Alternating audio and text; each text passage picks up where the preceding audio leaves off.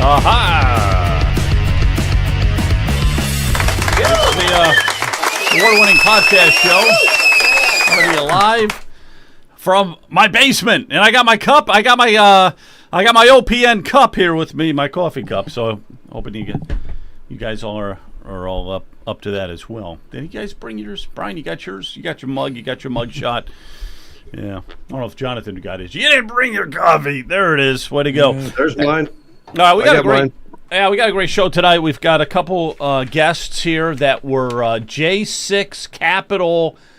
We're at the Capitol in 2021, January 6th, and so you spent a little bit of time in prison and stuff. So we want to hear.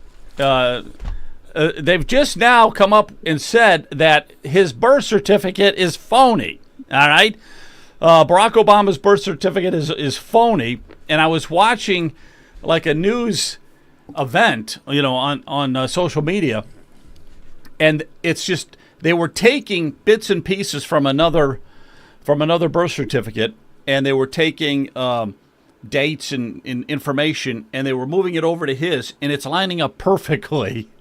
I mean, it's impossible for it to line up any better. It's lining up perfectly. And if you have like a letter that's a little bit harder pushed or indented on this one, it's exactly the same on that one. So it's as fraudulent as all get out. But the thing is, not that we can do anything about it now, but who created it? Probably our government. It's probably our government that created that phony birth certificate. So hopefully, Kash Patel will get to the bottom of that. Hopefully. And much appreciated. And last but not least, this guy here is asking for money. I don't know. I'm going to be running around this country along with others to rally the American people to continue the fight for justice. We got to continue to fight for justice. Bernie is where's your MAGA hat, Bernie? Where's your MAGA hat? Come on. Stand up to Trump and the authoritarianism that we are seeing. To be successful, we're going to need your help. So please, if you can send $27 or anything that I can see him 27 on the bucks. corner. Be on the corner of the street, with a sign. Somebody should have came by in a car and just ran him off the road, just run into him. Yeah. That guy is. He's got $80 million. $80 million. All right. When he went into the Congress or Senate or whatever, he didn't have hardly anything. Now he's got $80 million. Pauper, right. He was a pauper. Well, he needed $27 back then, but now he's got $80 million. And where did he come from? Right.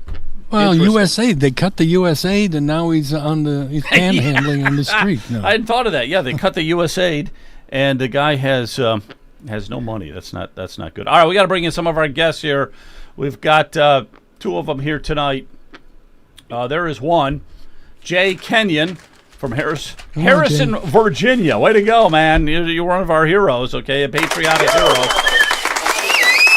And not to be outdone by Joseph Fisher here from Jonestown, Pennsylvania, the state that made all the difference in our election that we just had. Welcome, Joseph. Yeah, it's good to see both of you guys. Thank you. Yeah, good to see Welcome, both of you. guys. All right. Boy, let's take let me just show you a picture here. This should bring back some memories here. Hopefully good memories. But here we go.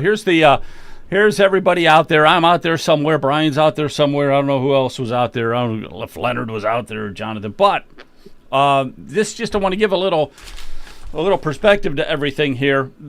Straight ahead, obviously, is the Capitol building. It's called the Rotunda, the big ice cream cone type thing. To the very far right, we have the Senate chambers, and to the very far left, we have the House chambers. But what a lot of people don't understand is that in between that's open to the visitors. I mean, people can go into the Rotunda, they can see pictures, and they can see statues, and they can have meetings, and they tell you about George Washington and Abe Lincoln and everything like that. So I just want people to know, this is open to the public. It's almost like a museum, the middle section of the Capitol building. So I just wanted to throw that out there. All right, guys, let me bring I don't know who to start with. I'm going to start with you, Jay, for a minute here. It's good to see you. Thank you. So you had a run-in with what happened there at the Capitol. So I'm going to let you just tell me, like, how you got into the Capitol and some of that kind of stuff like that. And I'm going to be switching it back and forth between you and Joseph, okay? So can you just give us a little background on that, if you would, please? Yeah, sure. When you were showing that picture, all the way to the left there was a staircase that I went up to avoid the tear gas that was intimidating me. I seen a line of folks, and I followed them up to get away from that tear gas. Yeah, that picture right there. To the left, where you see those people going up those stairs, I followed that up. There was some scaffolding over there. Actually, I think that's, yeah. Anyways, and I ended up, if you look up higher, where the House chamber is there's a door in that back far corner on that upper terrace. I got up to that level, and I see this door, and it's open, and I see protesters just walking in. Nobody's being aggressive. Nobody's forcing their way in. They're just literally walking into the building. Cops are standing at the door. They're not stopping anybody. As a matter of fact, I could hear them saying on repeat that like they would let so many protesters in, and they would say the same statement. Like one quick question, Jay. When we look at this now, the very far left side is the chamber. So is that where you were? Is that where you entered into, or did you enter in more into the rotunda? So I did. So back in that, by those chambers, if you, because that you can't. Maybe you can't tell by looking at the picture, but that building to the left protrudes out from the Capitol, right? Mm-hmm. So there is a corner back there, and then it's that horizontal space that leads to the rotunda area.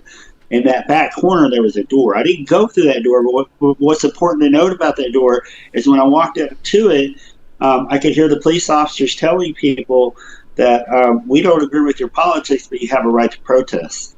I found that very odd, and I listened to him, and I didn't go in, and I moved to the middle section right there, right below where you can see right in the middle of that building. There's a door. It's called the Upper West Terrace door.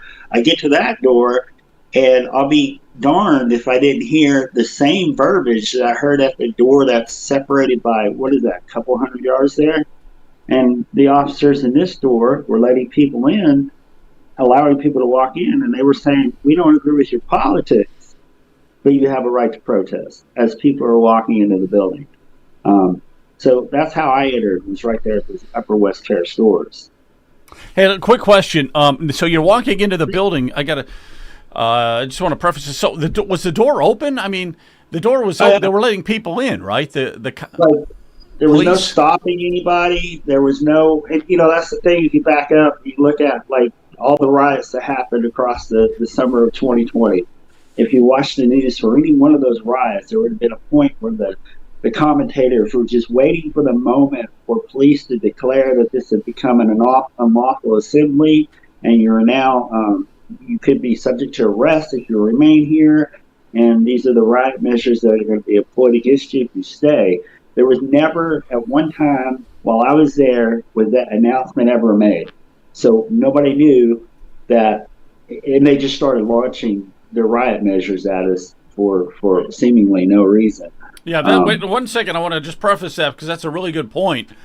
The fact that they never were on a bullhorn saying, you got to evacuate, you got to get out of here. I never heard anything like that. Of course, there was a lot of noise going on at the time. But I did not hear anything like that. So when you went in, they weren't telling you to get out or anything like that, right? No. They, and the thing is, at any point, there was enough officers in that hallway. They could have shut that door. There wasn't people pushing their way in. We were literally walking in unabated. And at the same time, they're telling protesters that you have a right to protest. We don't agree with you, but you have a right to protest. So, it's technically not an invite to come